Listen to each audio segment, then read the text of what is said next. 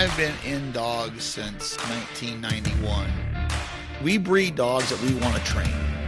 I was out here in western Nebraska riding Harleys and training dogs. I don't sugarcoat anything, and if you don't like it, tough.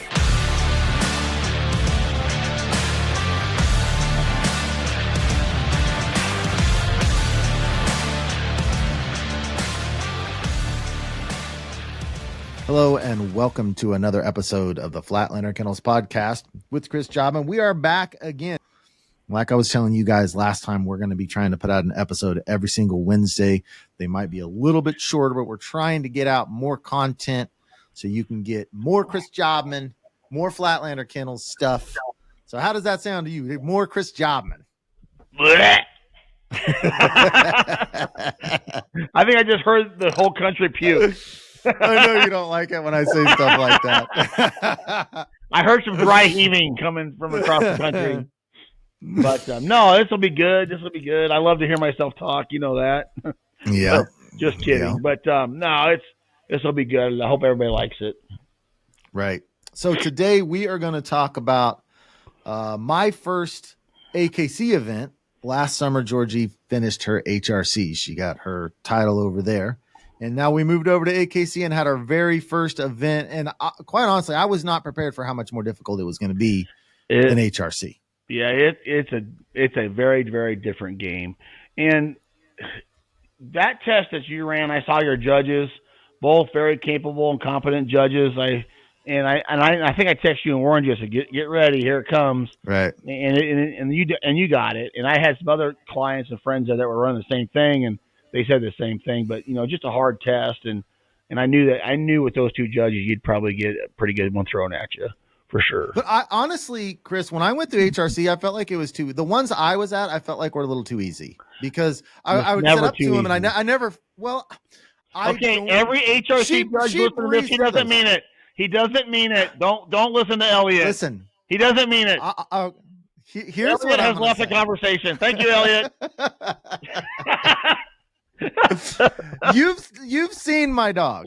Yeah. She is a quality dog, but she has the errors that I have put into her. If she went to the Grand, she'd be out first day. I mean, she's just not there yet. You never know. But you know what her flaws are. She's got a lot of work to go. She went through those HRC tests and only had one handle on all of them. No fails and only one handle ever. HRC and AKC, they have different levels of finish tests. It all depends on your judges and your grounds. I ran some finish tests that were brutally hard. I'm talking extremely on the scale as hard, if not harder than the Grand Series. And I ran some finish tests that were super, super easy, and vice versa. I ran some master tests that were super, super easy, and I ran some master tests that were one of the hardest things I've ever seen in my entire life. And I must have just run into some. I must have run into just a batch of the easier ones. You did. You ran into some nice average finish tests, but you haven't hit one hard. So you may run into a finish test and go, "Oh my God, that thing is so hard." But you just don't know. It all depends. And if you look at the judges and you look at the grounds, you can kind of tell you if you're going to get one or not, and where they're at, and that sort of thing. And they all vary. I've seen it both ways. And so when you do get a nice finish test and you pass it, just take it. Hey, that's a great little test, or a master test, and don't go, "Oh, that was easy." You're gonna run one harder coming up. I promise. So, well, if there's any judges listening that I run into and they hear this, for certain, I'm sure that I won't pass. They'll make it absolutely certain. But I will say that the marks were longer and they were way more technical in this particular test. Yeah, and that is one thing. That is one thing that you are going to run in Master is the marking. The marking concepts are typically more technical. That is a fact. A lot of the HRC tests, for hunters and hunting gun dogs and hunting dogs, and you got the shotgun, and they can be very technical as well.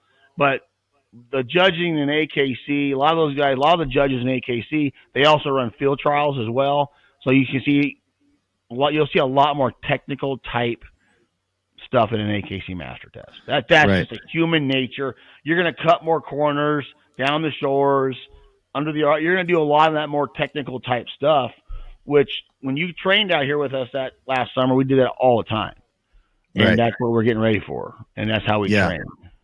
And if your buddy Dave Marstettler is listening to those comments I made, he's probably bristling. I will say this. He was the judge at the Kansas City HRC finish test last year. Yep. And I was not there, but from what I hear, there was nothing easy about that test. That test was a beast. Dave Marsteller, he's quite the judge. I like his test. He has come a long way, but he can throw. He's a dog guy. He's a dog guy. He's a student of the game. He likes to learn. He's here all the time, and he's a good judge. He's a hard judge, but he knows where to put a bird where a dog doesn't want to go. He knows the sequences. He knows how to get a dog, and he does a good job of it. And we've actually, Elliott and I had talked about this there, but we are going to have him on here on the podcast because I don't know anybody in the country who has judged more HRC tests than he has in mind. I don't know anybody. So, and he's starting to judge AKC tests now, and he's starting to judge lower stake field trials.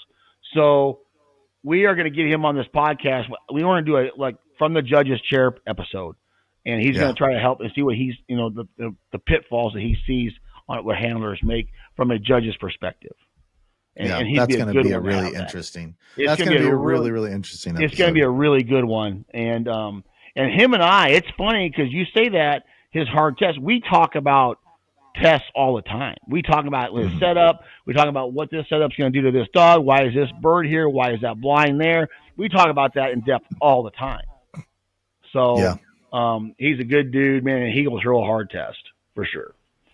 Well, certainly when I come up and see a test, when we do or don't pass it, I want to feel a real sense of accomplishment from it. Yeah. And we didn't pass this one, but I definitely making it to the third series, and I'll go through some. I won't go through the whole thing, but I'll go through some of the things that we encountered. Every single time we moved on, I felt like, woo, we did it. I felt really good. When we moved on. And that's a nice feeling. It had a pretty low. That test had a pretty low pass rate. I remember. It was about, I think, 25 to 30%. Yeah. If you take out any dog run by a guy named Lyle, it was 15%. Yeah, for sure. So, Lyle was there. So if Lyle's there or another good pro is there, your average is going to go up. But I knew you were going to get a tough test, and that's where, as a handler, when you run all these AKC events that are technical, you've got to be really involved in a strategy on how to pick everything up. You have to, and your dog has to go where you tell him to go. Had I run in the first 10 dogs on the first series, I feel pretty confident we would have been out. On this first, it was a land series, and it was from left to right. The mark on the left was at 160 yards, and it was up on a little dike of a pond in thick cover. So even when the dogs got down to it, they had to search it out and find it. That was the first one. And then kind of over on the right, they were about 60 to 70 yards, and they were thrown down into a pretty tall covered ditch. And then the third one was a flyer. Yeah. Now I had never done AKC before. So I was one thing that has always plagued me in schooling or anything is like, I make little dumb mistakes if I don't really concentrate and think. Like when I did a math class, I might miss 5 times 7 because I'm going too fast or something. And then you look at it and you're like, what the hell is doing? So I was so nervous that I was going to get up to the line and talk to her after we started, that little time frame where you're not supposed to talk. Yeah. I was petrified I was going to make some type of stupid handler mistake and get me out. So before we went up to this first one, I was like 6-7 times I go through every step in my mind. Walk up here, do this. So I've rehearsed it over and over and over again. It just really helps me make sure I'm not going to make some dumb mistake. I don't know if one of your trainers told you, but up in Boomtown, I finished the blind. I forgot I had to honor, and I was trying to walk to the parking lot. And someone's like, you going to honor? It's like, those are the type of things I do where I've just my mind just skips it. So we walk up, we get up there, and I'm trying to line Georgie up to see that 160-yard mark, and she's not looking in the right way. And I'm still, at this point, I can still talk to her, but I'm so nervous about talking that I'm not. And I went on autopilot. I took my right foot and I scooted her butt with my right foot. And let me just say, I'll bet Deb didn't like that. Oh, Deb stayed quiet, but Larry didn't like that. Larry didn't like that. He wasn't screaming. I'm trying to be. He wasn't screaming. But he was red-faced yelling. Don't you kick your dog? Don't you kick your dog? He yells, makes me go back to the holding blind. So now my mind is just spinning. All of my like pre-test prep has gone out of the window because now my anxiety levels are through the roof. Because I mean, he was yelling at me, and I'm just like, yes, sir, yes, sir. You know, yes, sir. I'm sorry, sir. Oh my god. So we walk back out, and I'm still like, all my pregame prep is gone. The 3 marks come out. She sees them all. But in my mind, I wanted to make sure that I was really marking them myself to know where they were. Yep. And all of that went out the window. I didn't see, because she crept 2 feet forward on the flyer because we'd never practiced a flyer. Yeah. And I don't think she crept as bad as I thought she did. My buddy told me, I looked down and I thought she was going to break right on that flyer. Because the flyer came out and started flying towards us before it got shot. And to interrupt you, so when you're watching these dogs run, your dead bird stations, you know where they're landing. So when you watch the test dog, like, hey, it landed by this bush, it's in line with this tree, and you watch, and you know, so those that let them dogs make sure that you look down at the dog, just make sure that dog is seeing that bird, because you know without looking where it's landing. The flyer is a different story. You as a handler have to mark the flyer. Period. Right. And that's the one that I failed to mark in my mind. Yeah. And that's the one I failed to mark in my mind because she's creeping, my head spinning because I just got screamed at yelled at in front of everyone by this judge. And so I didn't mark it at all. Yeah. But she went, picked that one right up, picked the middle one right up, came back. And then it came to the long 160-yard mark was the one that was getting everyone out. Yeah. Because for some reason, there was a black pipe kind of in the weeds to the in between Mark 2 and that one, and the dogs would see that pipe and run right to it. Dog after dog after dog did. It was like a black shadow to them. That's too bad. If people didn't handle those dogs, behind that was a hill. The dogs would get up into the hill and then they would just be gone. That's too bad they didn't cover that. Dog after dog. Yeah, that's too bad they didn't cover that. Dog after dog did that. Huh. So I was hearing you in my mind. You're like, have a plan. So going up there, I'm like, if she starts heading towards that thing, I'm just using my handle. I just want to get through this series. So she started heading towards that, stopped her. She handled just beautifully. I mean, she handled, and her blinds all weekend were good. That's good. Honestly, better than I would have even expected her to do. Good. And another thing about AKC compared to HRC is if you get into the area of the fall on a mark, your dog is hunting the area of the fall, you can handle that dog to the mark because you're handling in the area. You're okay. AKC, there is no such thing as handling the area. They've got to dig it out. So, yeah, two very, very different philosophies there too. Right. So I felt really good about getting out of that series. And that was the only series we ran that day. It just ran really long. But and the second series, there was one mark that was cheaty, but it was like they didn't have to go out of their way too bad to cheat it. Yeah. And the judges even said, hey, we want them to touch some water. If they don't, they're not out because of it. Yeah. That's and good. So she cheated it, but she ran everything clean. I didn't have to use a handle. But I think that her cheating that and me not correcting her unlocked that old side of her that's just going to cheat everything she can cheat. Because then we get to the third series, and that's the one that you saw. Yeah. And she like went completely out of her way to cheat. There's the normal Georgie no way would have cheated that the way she did. And I think after that, her lining just got so out of tune that she can't. I had to handle her on the next mark, and then the third one. And I want you to speak to this because you corrected me on how I did it. She went out of order when she came back. She wasn't looking at the mark she should have been going to. She was going out of order. And I let her do it. And I look at the text on the third series. I'm trying to picture this for everybody. So the first mark out was up a hill, left to right, landed at 12 o'clock. Cross a peninsula up a hill. Yes. And then the second mark out was off to your left about 10 o'clock. It was going right to left, correct? Yep, and you cut and then a the little go bit of bird little was channel thrown left to right in the middle of you and landed on a point in a pond. Yeah. So now the long right mark in between that long mark. Yeah, it's under the arc. Line. It's under the arc. Yes. Yeah. So when that first mark came out, the last mark came out, she went around and landed on that point, and she cheated all the way around there, right? She cheated all the way around there. That's not great, but she went and got it, okay? So then you came in, you lined up on the long middle mark, which now the lines to that long middle mark is under the arc of the go bird. Right. Correct? Well, she lined up, and I let her do it. Well, but did she look? But was she looking at the long bird, or was she looking right back to the old fall? What did you just pick up? Well, yeah, but it's so close. Right. And in AKC, if you go back to an old fall, you're automatically out. Right. So what I would have done as a handler is, hey, she already went to that go bird and picked it up. Now let's turn to the left. Let's go get that bird that's out of the picture of your first mark, your last mark. Let's go get that left bird, okay? Get that out of the way. Now come in. Maybe that wipes out some of her memory on the go bird that she just picked up on the point. Talk her into it, right? Talk her into that middle mark under the arc of the go bird.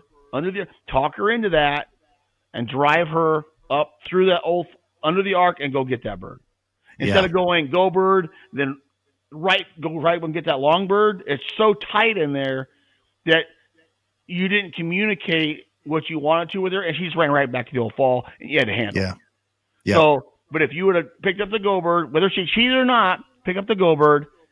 Now go get that left bird, which is it was a land water series, so that was a landmark. And then on that your long memory bird, your first mark down, was that in the water at all, or was that down the shore on land? The go bird? No, the first mark down, that long under the arc mark, was that in the water, or was that landmark? Land. So that was a landmark. So you had a land water series. So your go bird was your watermark. Cut the cord, we'll get it. The other two marks were on land. No, well, the long one is across a peninsula, so they've got to go through water, cross the peninsula, through water, up there. Yeah, and drive up the hill. Okay. Yeah. Right. So there, what you could have done is go get the go bird, go get your left mark, come in, talk her in, line her up in that long mark that's under the arc. Hopefully her training takes over that she knows not to go back to an old fall, which was your go bird, and drive up through there. Okay. And go get it with a nice hard stand, drop your hand, drive her up the hill. Now, if she comes in, here's another thing that you probably didn't think of. Let's just say you would have picked it up like I would have. The go bird, the left mark. Now you're going to drive up the hill with that under the arc mark. If she doesn't look confident or she's looking back towards the old fall of the go bird, line her up and go dead bird, back, and drive her under the arc past that go bird area of the fall up that hill. And they don't care. The judges don't care. They do not give a crap. You can say tiddlywinks. They do not care what you say to them. Right. They do not care. Because here's the thing. If you say dead bird back and you drive them up under that arc, once she gets past the suction of the go bird, she'll probably go, oh, yeah, that's right. And she'll try to drive right up there and get it. Yeah. If you said dead bird back. She definitely saw that mark. It's just the confusion of how tight. That was a tough marking setup. The tightness of that marking setup was tough. I watched it. That's where you as a handler need to you tell them where to go, and they need to go there. Yeah, and you corrected me on that in the past. No matter what order, if she's looking towards one of the marks, I just let her do that one. I'm like, well, she thinks she knows where she's going, so I'm letting her go. And from now on, I'm going to decide ahead of time. Yeah, on your HRC you said you be the leader and you tell her. You don't let her tell you. Yeah, and like on your HRC test, you can get away with a lot of that. She can go pick them out because maybe they're a little bit more spread open, Yeah. But when you have these really tight marking setups, whether it's HRC or AKC, these really tight marking setups, you have to dictate where they go.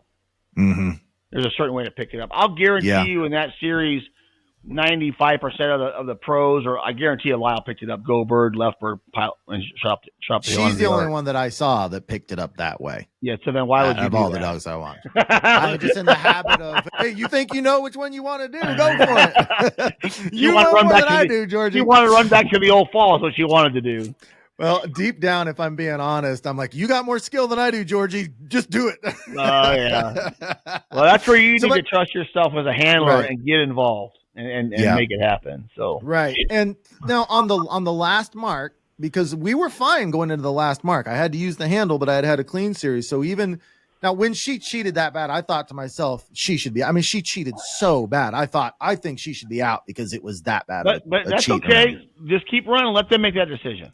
Right. So we got to the last mark and she might have passed had she gotten it. And this is only the second time she's ever done this in her life.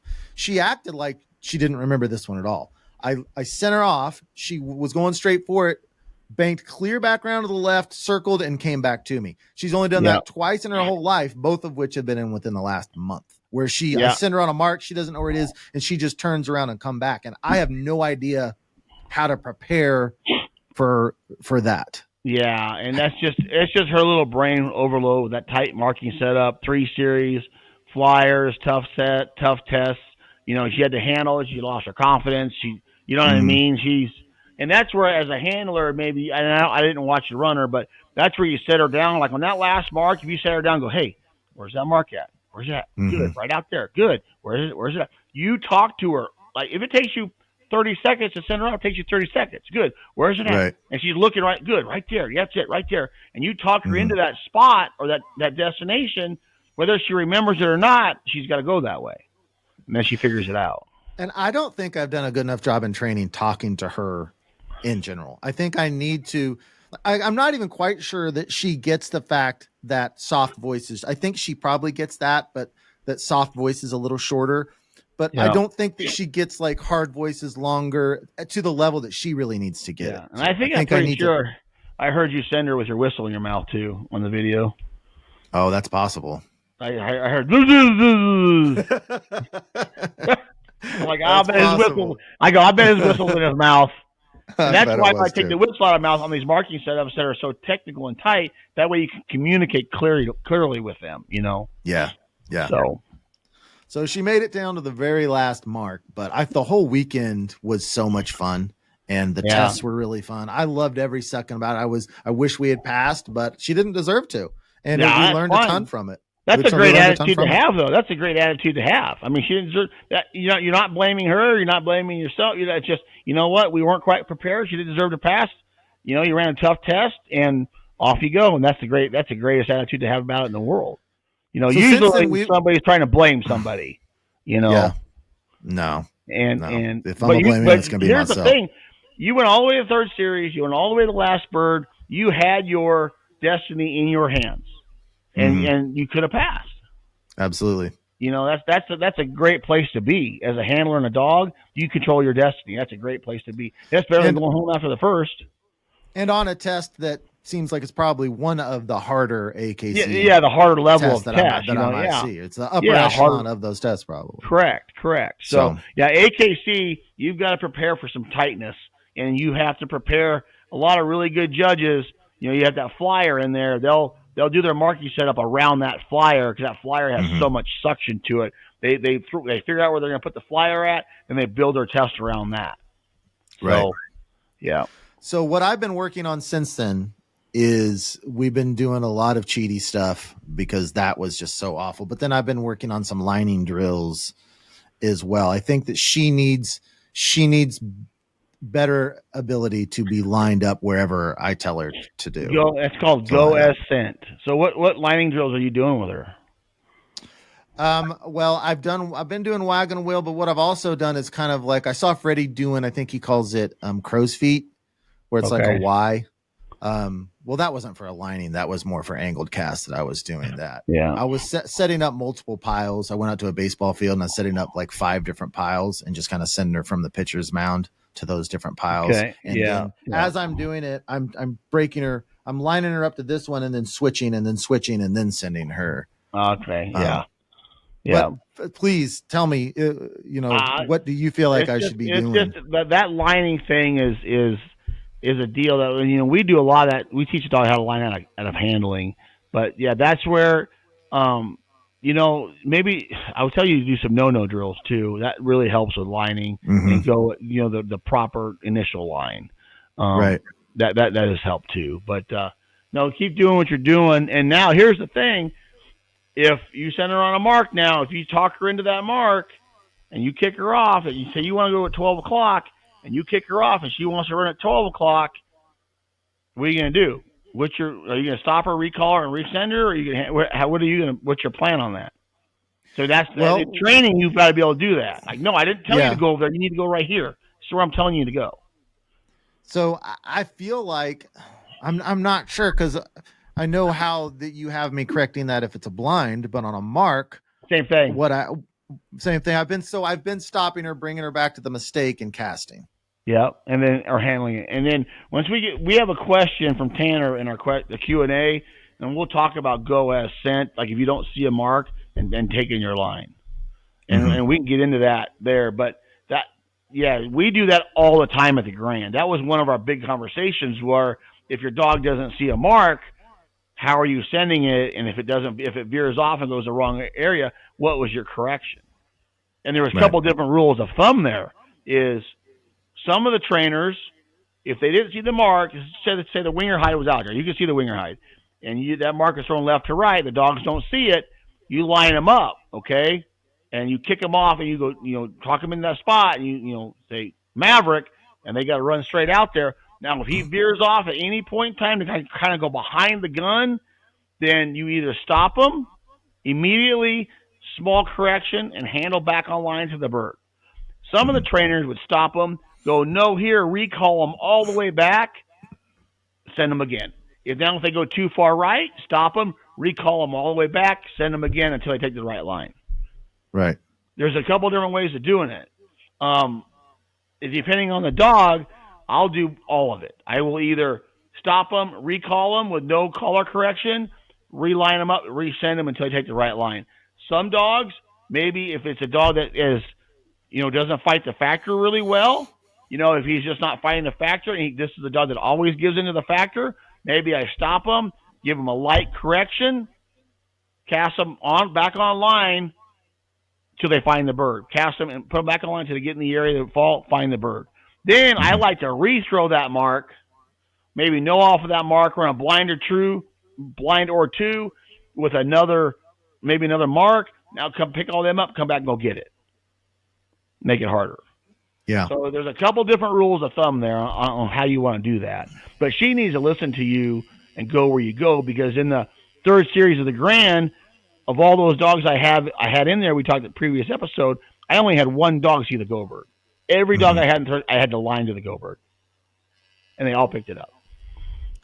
Now, if she tries to come back, if I can tell that she is giving up and trying to come back to Stop, me, whistle. Is that an immediate correction, though?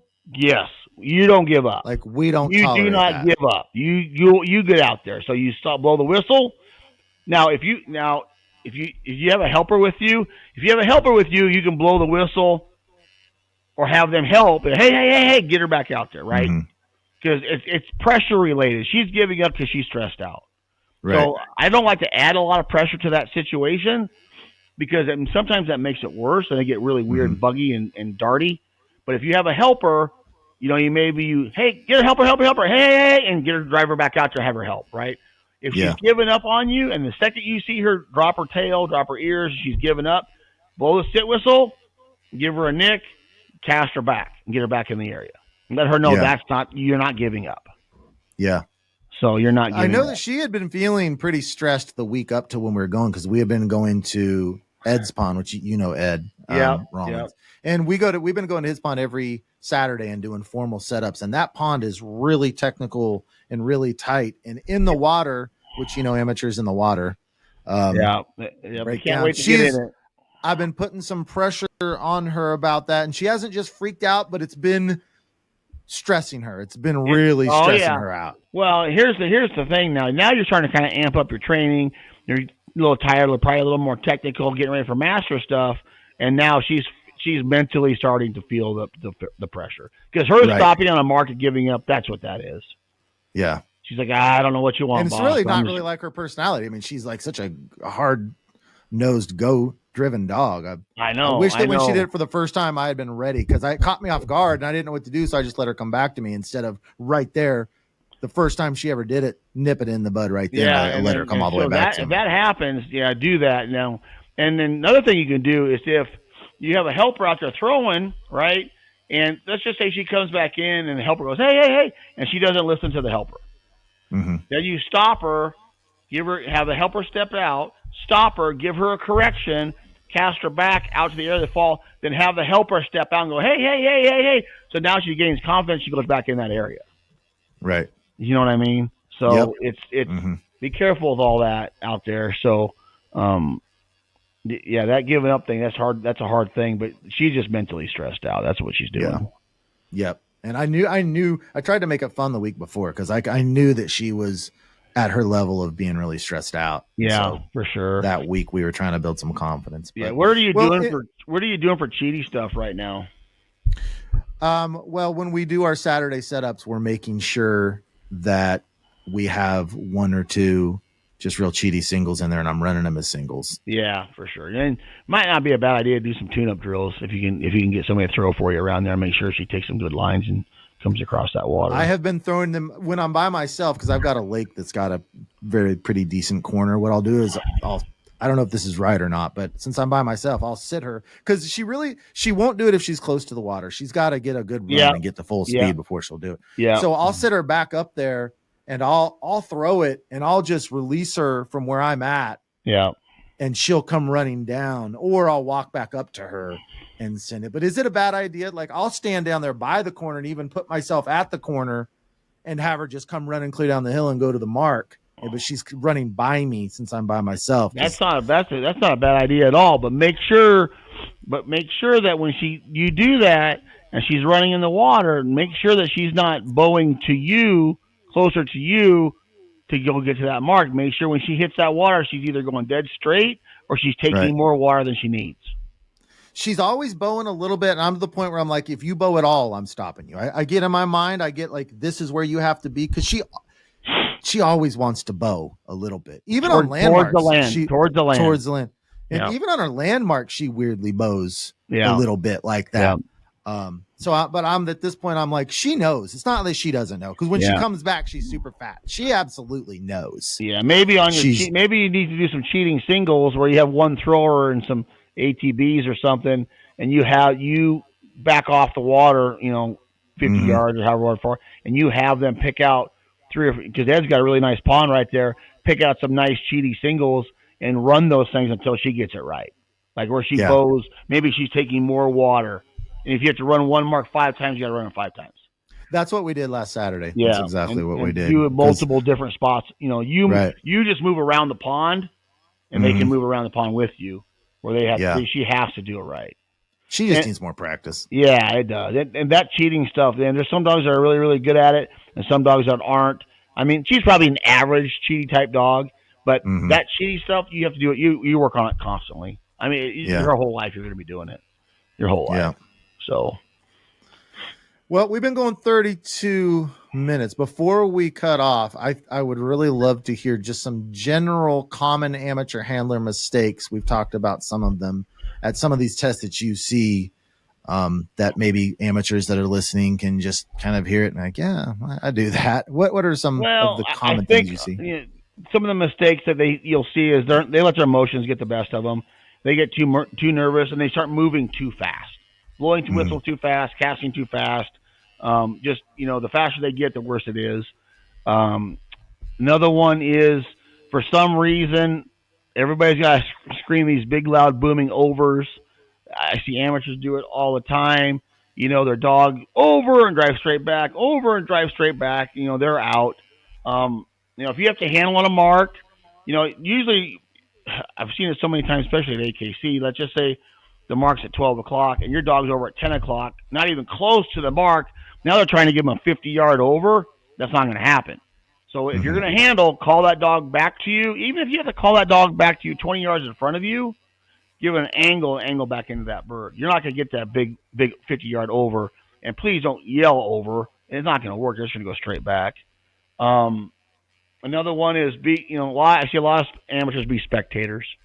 They just watch the dog run. They don't get involved quick enough, and they watch the dog go back to an old fall. They watch the dog get in trouble on a blind that's unrecoverable. They watch your dog hunt on a mark and hunt and praying to God that they pick up the mark, which in all reality the judges already have you out on that mark because you let it hunt for 5 minutes. Now your dog is unrecoverable on a mark because you're scared to handle on a mark. You don't want to handle on a mark. You're better off handling on that mark and then going to the next series.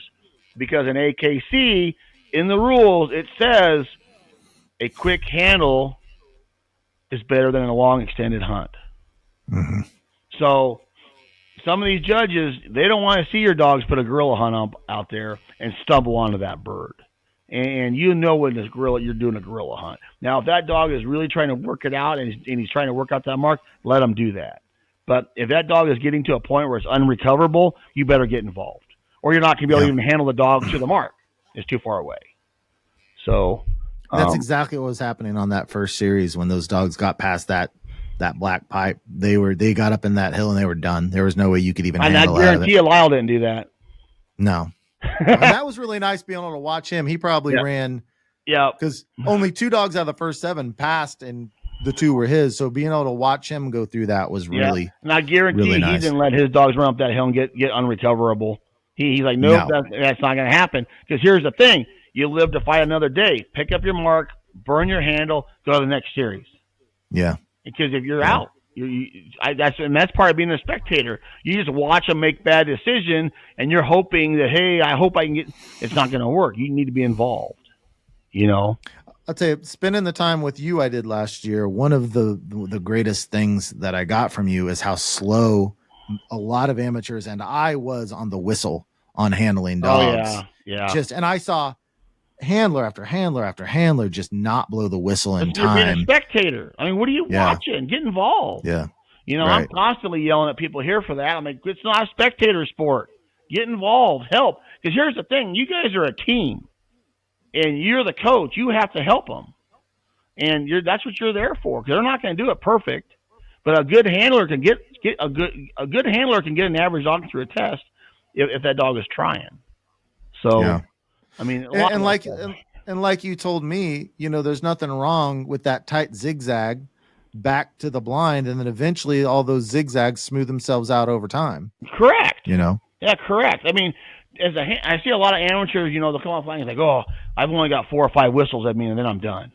And he won't listen to me. Well, if you're already defeated going into a really hard blind, you're already defeated. Mm-hmm. So, I mean, just run the dog and take it and be aggressive to it. And I'm going to tell you right now, a judge is going to be a lot better to you if you're attacking their test, taking aggressive lines, challenging the lines of their blind. They're going to reward you if you let your dog bebop through their test and just kind of bow into everything and bow into the blind and cheat the water. They're not going to see that. So you're better off being aggressive and going down swinging than just watching. And I will finish with one tip: do not kick your dog. Yeah, he did come up to me after I ran. He's like, "Listen, I know you didn't kick your dog, but," and he was really cool when he came up to me and coached me about it and everything. Yeah, and he was really cool. Yeah, Larry's a good guy, man. I've known him for 20 plus years. He's a good dude, and I like him a lot. But yeah, I can see him getting excited over that. They don't like that a whole lot. Yeah. Well, hey, I was glad because if I had just gotten some mild reaction out of him, I might slip up down the road. I can promise you I'm not going to make that mistake. Well, you know what? Thing about what he did for you, though, he could have kicked you out right there. Oh, right. Yeah. And then you'd have been like, well, that sucked, Yeah. But AKC is a fun game. You don't have to get all dressed up in camo and slog around in the mud and buckets and chairs, and you just get up there and kick your dog off and hope for the best. But you'll really enjoy it. Yeah, I like nice. The no camo and I like the no bucket, and I like the whole thing. Yeah, that's right. All right, well, let's close that out, and then we will move on to the next episode. All right, guys. Thanks to everybody for listening. See everybody at the line. Take dead aim. Gotta strike this accord with the humble hearts, bearing heavy chains and blue collar scars.